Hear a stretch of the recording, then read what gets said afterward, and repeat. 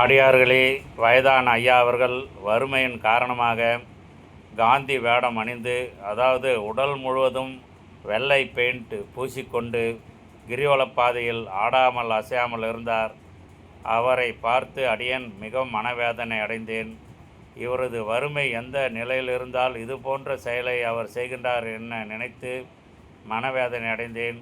ஐயா, சற்று ஓய்வெடுங்கள் என்று சொன்னேன். அவர் எதற்கும் அசையாமல் இருந்தார். அவரது வறுமை நீங்க வேண்டும் என்று பிரார்த்தனை செய்து அடியேனால் முடிந்த ஒரு 200 ரூபாயை அவரிடம் கொடுத்துவிட்டு மன இறுக்கத்துடன் மனவேதனையுடன் அங்கிருந்து கிளம்பி வந்தேன். இந்த பதிவை காணும் அடியார்கள் ஐயாவினுடைய வறுமை நீங்க வேண்டும் என்று பிரார்த்தனை செய்யுங்கள்.